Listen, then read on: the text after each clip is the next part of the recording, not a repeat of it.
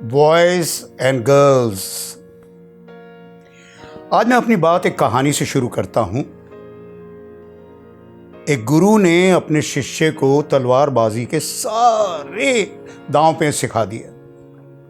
अब सारे दांव पेच सीखने के बाद शिष्य को तो घमंड हो गया, ईगोइस्टिक। उसने कहा, गुरु सारे दांव सिखा दिए ना? गुरु ने कहा, हाँ भाई।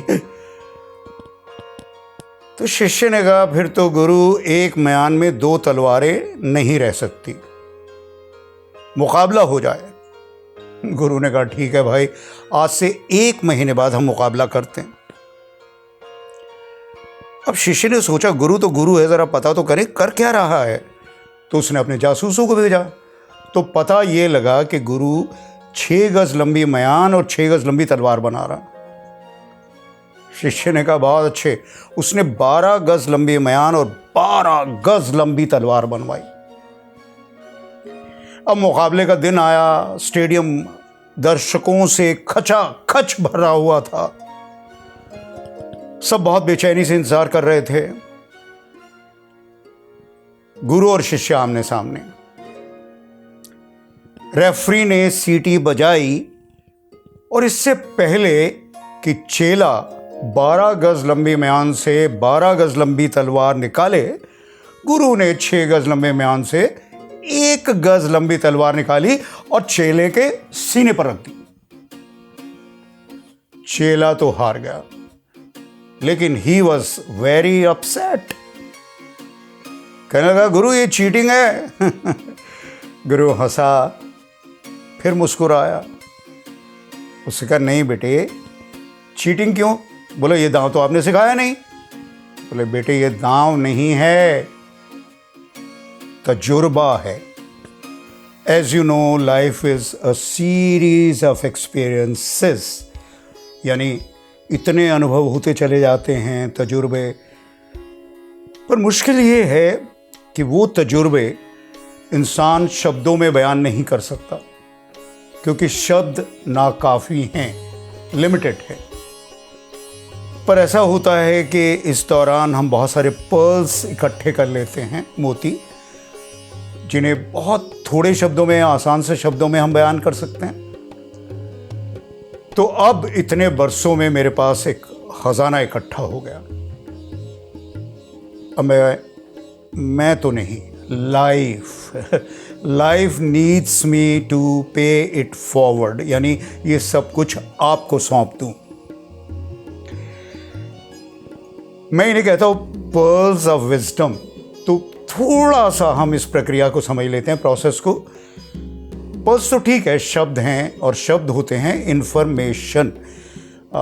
वो सूचना को हम अगले दिन भूल जाते हैं, या 95% भूल जाते हैं। अगर आप लिख लें, इंक या याद कर लें, तो वो हो जाती है knowledge. Wisdom is doing it. तो मैं आपसे यही उम्मीद करता हूं कि आप इन्हें जीवन में उतार लें, ताकि ये पर्ल्स ऑफ विजडम हो जाएं।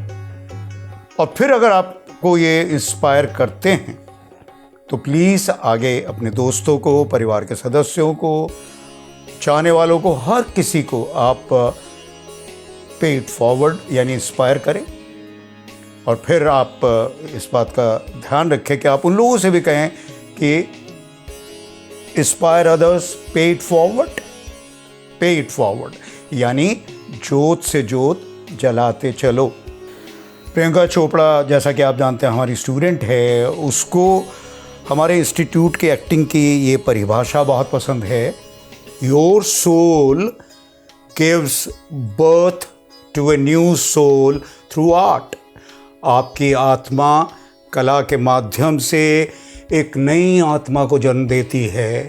तो Priyanka keeps paying it forward.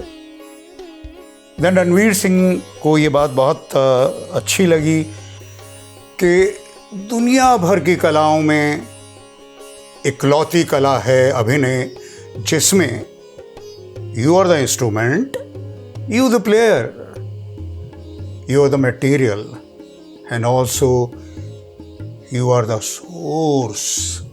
तो he keeps paying it forward. Allu Arjun जब उसे किसी रोल की तैयारी करनी होती है तो उसे ये बात बहुत बहुत बहुत इंस्पायर कर गई। If you look your character, half of your job is done. You know why? Your body starts responding, and acting is more of body language or non-verbal film acting, and he keeps paying it forward.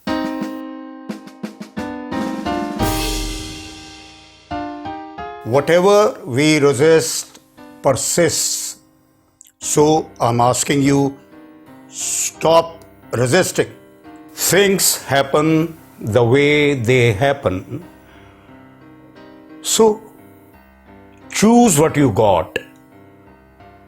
And remember, it should be a choiceless choice.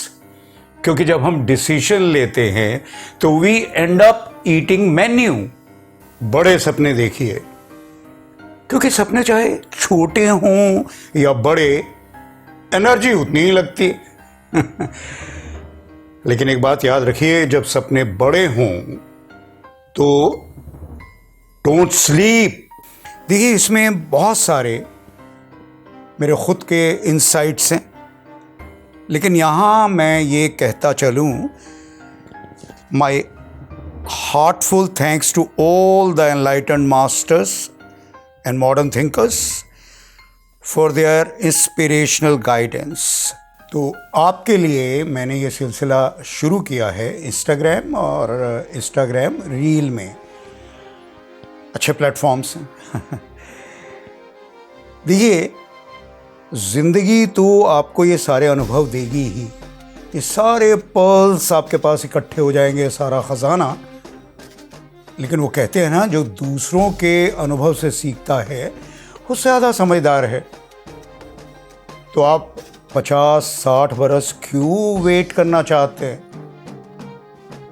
तो अभी से इन्हें जीवन में उतार लीजिए, ताकि आप हो जाएं young, wise, inspirational beings now.